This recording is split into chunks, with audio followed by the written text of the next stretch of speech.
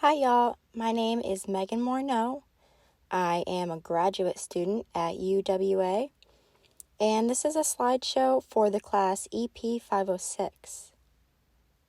It's on my development across the lifespan. First is cognitive development.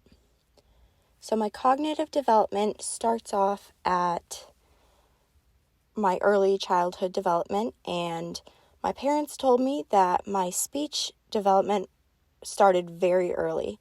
I was speaking early. I was starting to talk before my peers, and I think that's always been a strength of mine. I've always been good with words and speeches and conveying my thoughts.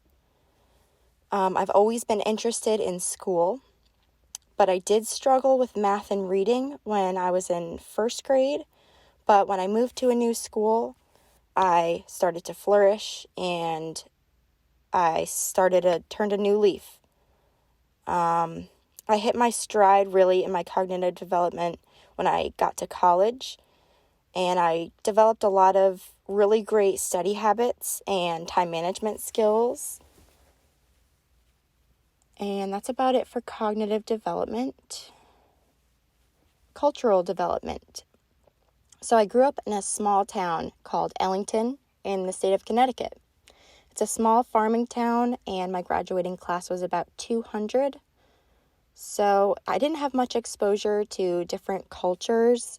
I had a lot of different religions in my town, but not a lot of different races.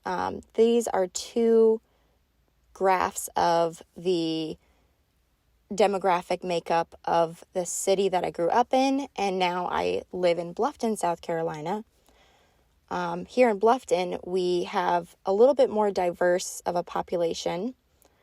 Like my hometown, we do have a majority of the residents are white, but there are a lot more Black or African American people living in our town, so that kind of adds a level of diversity and exposure to different cultures. I really started to get exposed to the other cultures when I started teaching. There are so many different students from so many different backgrounds that I never really realized how little exposure I had to people that are different than I am until I started teaching. Bluffton offers a lot of transplants. People move from all over the United States and other countries into Bluffton. So we have a lot of people from, Ohio, Michigan, Tennessee, North Carolina, Georgia, New England, like myself. And so it really promotes that level of cultural development that I was craving. Moving on to emotional development. So I would characterize myself by my sensitive and emotional nature. Luckily, at a young age, I was taught to communicate well, and so that really helps with how sensitive I can be. My parents really modeled for me how to communicate well and how to let people know how I'm feeling and if something bothered me, and it really brings a level of clarity to relationships and even just friendships and coworkers. It helps to be able to communicate, my sensitive nature to others. My self-esteem was greatly tied to my self-efficacy, so I really tried to push myself to not associate those two, but basically, whenever I'm involved in something and I'm doing well in it, I feel really self-confident. I feel like I'm doing a great job. I'm, on top of the world. And so really I try to immerse myself in things that I'm passionate about and things that I enjoy doing, because even if I'm not good at them, because I'm so passionate about them, I can become better at them, and then my self-efficacy goes up and my self-esteem goes up. This is a picture here on the slide of me and my boyfriend, Nick. And so this is kind of relating to the relationship side of the emotional development. I would say I'm an optimist, And that translates into my relationships as well, both, relationships, with my boyfriend or with my family, with my friends. So I really try to see the best in the relationship, and it helps me to be very satisfied in my relationships. And, even those times when I'm not as satisfied, like I said earlier, it's easy for me to communicate those. And as long as I've always remembered, I've been an optimist, and I can say that that's been a driving force behind my success in a lot of my relationship satisfaction. Moral development.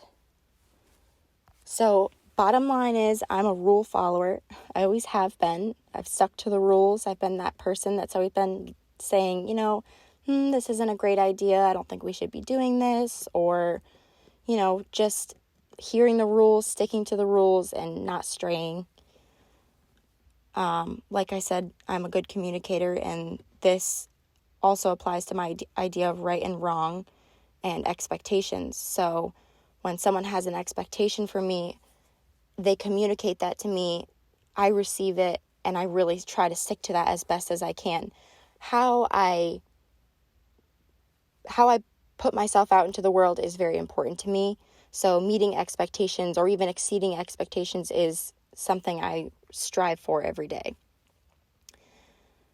Moving to how societal rights and wrongs work, I really tend to rely on what I feel like is just and fair. A lot of times it does align with rules, but sometimes it doesn't. So that may be a time when I would stray from the rules. But once again, I am a rule follower, so that does create, a rock and a hard place for me. I try to follow the rules, but if I really feel that something's not just, I'm going to try and let somebody know or stand up for what I think is right. I really try to inspect Kohlberg's theory of moral development. That was something I learned in the past in my college career, and I feel that really holds true to the way that moral development spans across the life, and I feel that I'm at that second to top tier. I look for justice. All right, we're at physical development. So backtracking a little, this is a picture of me. I was born prematurely by 1 month. My mom had complications during her pregnancy, and she had to go in for early induction. So I was born 4 pounds, 10 ounces, and I had some small issues. I had jaundice, and my lungs were a little bit underdeveloped. But as far as I can tell, I don't feel that held me back, really. Maybe at first, but I went to kindergarten when I was 4.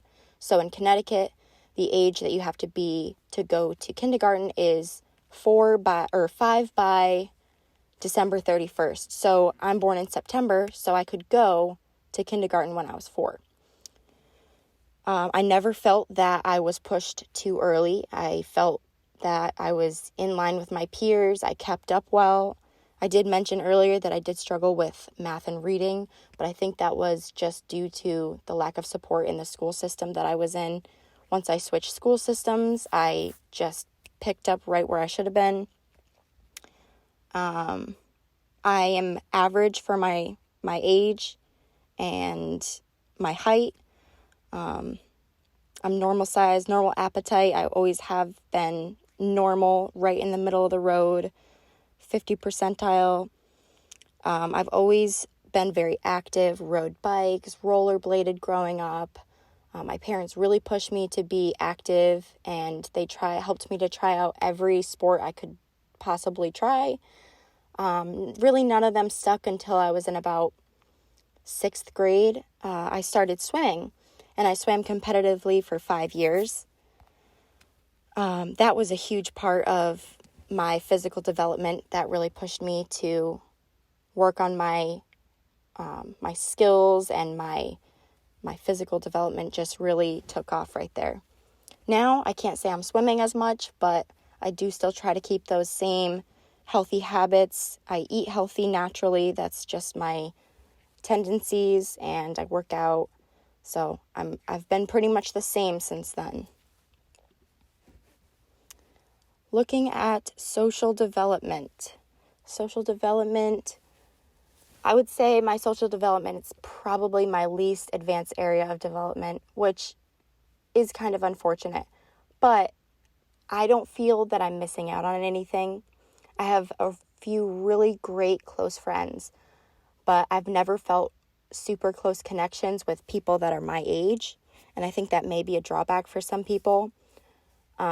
It was hard for me to have close friends in school. I've always had people that I was friendly with and people I sat with, people I chatted with, but my closest relationships were with people that were, a lot older than me.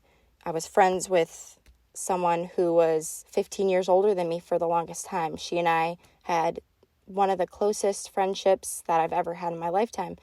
So I would really say that I do better making connections with older people. I can sit around and hang out and talk with my grandparents and my parents for a lot longer than I can sit and talk with people my own age. When I moved away from my family down here to South Carolina, I was far away from everybody that I knew. The only people that I knew were my boyfriend and his family that lived down here. So they really became a huge part of my support network. They are everything to me. They support me. We have dinners all the time. So obviously, coronavirus has been a big hit to our relationship down here together. But we've been trying to, send things over to each other, check in on each other. It's been really nice to have people close by that we can both count on.